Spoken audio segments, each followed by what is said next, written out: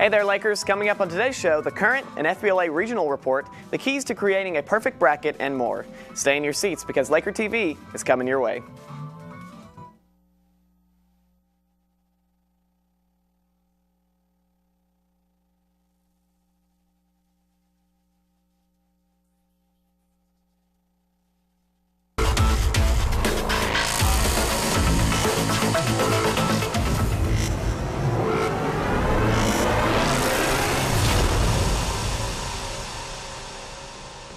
Good afternoon, Lakers, and welcome to Laker TV. So, Bria, we're over halfway done with the school year. How does that make you feel? I'm kind of sad. This year has actually gone by pretty fast for me. What about you? I couldn't be happier, really, to be honest. At least you're almost done with it. It's very true. This past Monday, our school's FBLA program competed against schools across the region in business competitions. Calloway walked away with 20 regional champions. Some of the students had as many as 25 students to compete against. 20 students placed in first, 11 in second place, and 6 in third place. Congrats to all who competed. They call it March Madness, and we're not talking about the crazy weather predicted for this weekend. High school and college basketball tournaments are underway, and earlier this week at the boys' first region tournament, a couple of Lakers were award winners.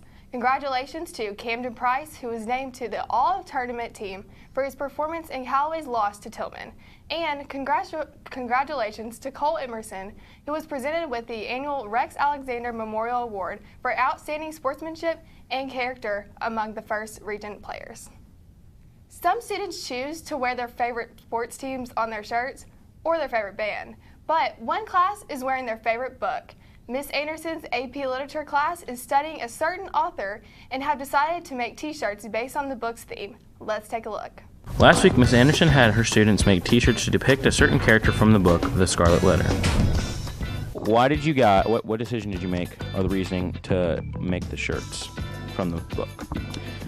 The protagonist has to be labeled according to what she's forced to wear on her dress, so I just thought it would be cool. And we've done it before in previous years, but these guys are so creative that I knew they would pull this off, and it was fun. And it does give us an idea of what the protagonist experienced by being labeled by the shirt, and by her dress, that she had to wear the A, so that's why, I guess.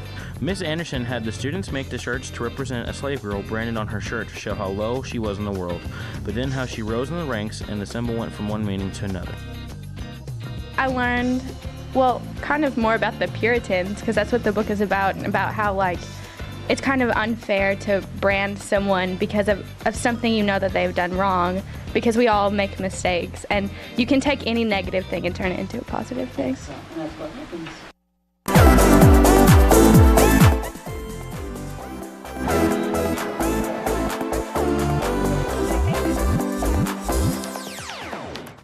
Speaking of basketball, did you know as of March 2014, no one has ever come close to filling out a perfect NCAA bracket? In 2010, a 17-year-old reportedly had all 48 games correct, headed into the Sweet 16, but there's still a lot of skepticism with if that actually happened or not. This year, Bradley Smith gives us a few pointers about filling out your 2017 bracket. Enormous threes. This one's good if it goes. Oh, dude! Watford for the win! Yes! Finding space. Here's Thomas, 1 second. Got it at the buzzer! 3 seconds at midcourt. Jenkins gives it to Jenkins for the championship. The NCAA tournament bracket comes out on Sunday, so I thought I'd take a look at some of the ways you all might fill out your bracket. I'm pretty much a professional basketball analyst. This person says they know everything there is to know about basketball, but their bracket will inevitably be busted week 1 by BYU or somebody like that. I'm probably just going to pick the team with the cutest uniform. This person will pick a perfect Elite 8 because of Oregon and San Diego State. This team's name is funny, so I will pick them. Sorry to crush your dreams, but Monmouth and Winthrop probably won't play for the national championship. Saw this team on a movie once, so maybe they'll win. This person will have Notre Dame as the champion based solely on Rudy. Whatever your strategy is, just remember that you're more likely to be bit by a shark while being struck by lightning than to pick a perfect bracket, so just go out there and have fun with it. By the way, since we have quite a few UK fans in our audience, March Madness is officially underway for Big Blue fans. At the time of this broadcast, Kentucky was playing Georgia in the quarterfinals of the SEC tournament in Nashville. There's no question that Kentucky will be invited to the NCAA tournament next week, but their play in the SEC tournament this weekend will likely determine their seeding in the Big Dance. Have you been terrified, scared, or completely shaking out of your skin when you're thinking about how to ask that special someone to prom? Well, our very own Bria Duncan and Jillian Hackathorn bring you a couple side notes when it comes to prom-posals and some creative ideas on how to get someone to say yes to you. Let's take a look at what ideas you should be using and what ideas you shouldn't be using. The big day is coming up. Yes, I'm talking about prom. It's time to start finding that special one for this special occasion that occurs on April 22nd. There are many ways you could ask. You could always go comical, food related, or even sentimental. Me and Jill decided to show you what to do and what not to do. So here's the thing. Your friend told me no, but I really need someone to go prom with. So would you like to go with me? So, I mean, we've been friends for a long time, and I really think you're pretty and cool. So, would you honor me to go prom with me?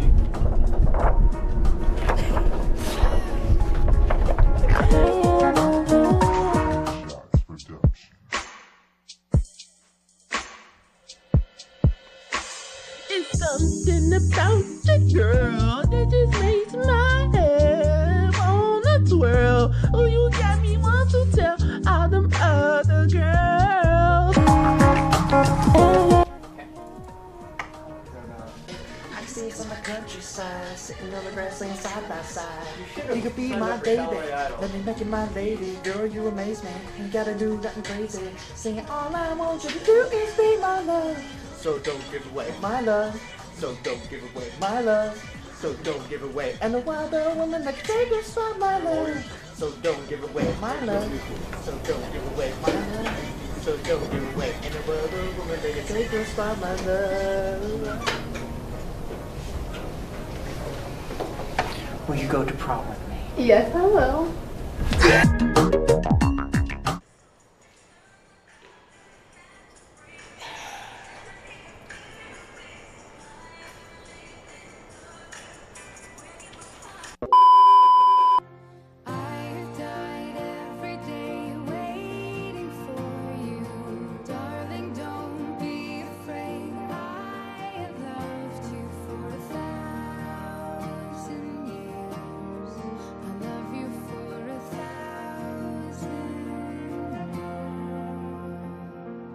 Or you could just decide not to dance because it never really turns out that good.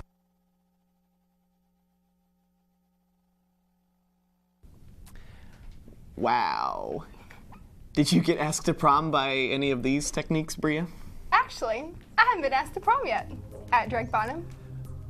Okay, I see there's a little bit of tension here. Well, coming up during the break, we give you the LakerTV Office editions. And after the break, we have a new Every Laker Has a Story and more. Stay tuned. We'll be right back.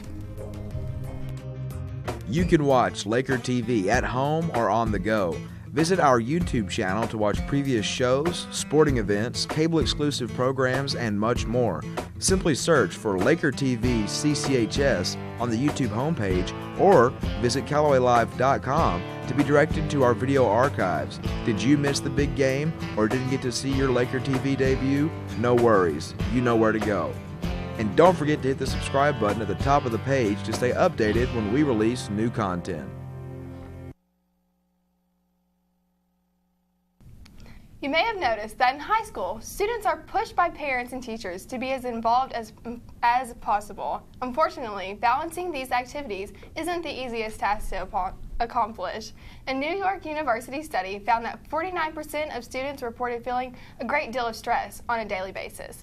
In this week's edition of Every Laker Has a Story, we find out how one student maintains that balance and her sanity.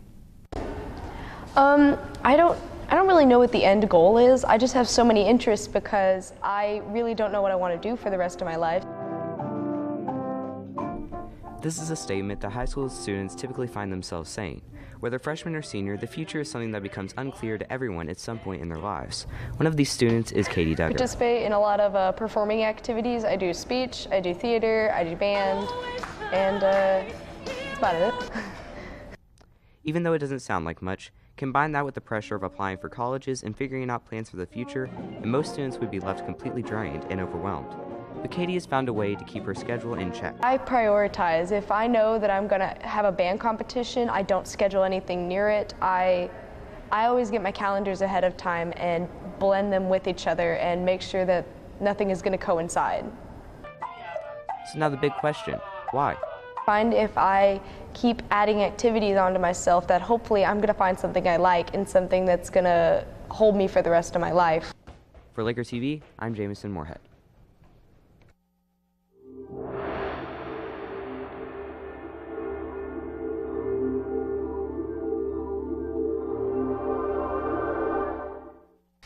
Comic book heroes are back at the theaters again. For this special edition of The Current, Madison and Kaylee busted out some of their own powers to shed some light on a popular comic/movie franchise.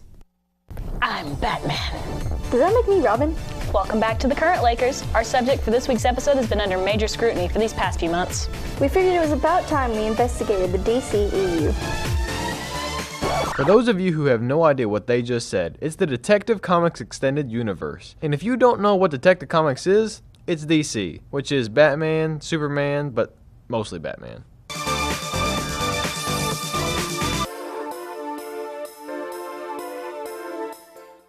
The DC Extended Universe is a series of live-action movies created by Warner Brothers Entertainment based off of the heroes in DC Comics. People often compare them to the Marvel movies that are currently in production by Disney. While Marvel movies are pretty dang popular at the moment, the DC films haven't had such luck. It's honestly a little unfair to compare them to the Marvel films, so we're going to be frank with you today. To put it simply, the DC films are bad. Now, before you DC nuts roast us, hear us out. It's not the concept, it's the poor execution that makes them bad. But there's going to be more, and there's a little ray of sunshine breaking through the clouds. Perhaps the next movies will be the Avengers of DC. The little ray of sunshine just so happens to be the Justice League, and for the majority of people, Wonder Woman. Who, by the way, is going to be the first major motion picture about a female superhero. It follows Princess Diana of the Amazons as she leaves her home and resolves to solve outside wartime conflict once and for all. Diana has no father and was brought to life by Zeus. Well, that's neat. Heroic, right? Not as heroic as some of DC's finest put together in one room. That's right, the Justice League is assembling shortly after the premiere of Wonder Woman. We don't know much about it yet, other than the fact that you get to see the Flash, Batman, Aquaman, and all those lovely people kick butt together. Aquaman?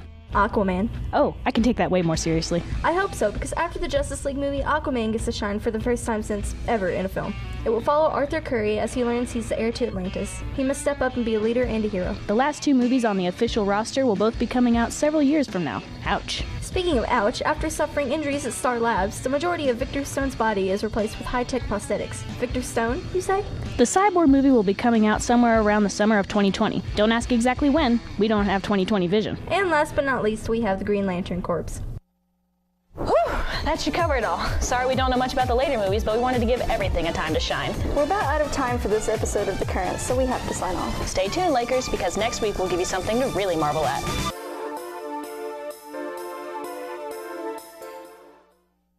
If you had to pick your favorite DC superhero, who would it be? Probably Spider-Man. Oh, that's not DC. That's Marvel. My bad. It's fine. You know what the greatest thing about Murray and March is? Fighting traffic at MSU and silently screaming at them. Well, that, and Dairy Queen is finally open. It's about time someone said something about it. Yes, Dairy Queen has been open a little over a week, so if you want some ice cream, you better find some time to get some because the lines are getting longer. Okay, I'll make sure I do that. Well, that's all we have for this week on Laker TV. Don't forget to subscribe on our YouTube channel and join us next week when we'll give you the episode 3 of Laker TV, The Office. Have a great day, and as always, go Lakers!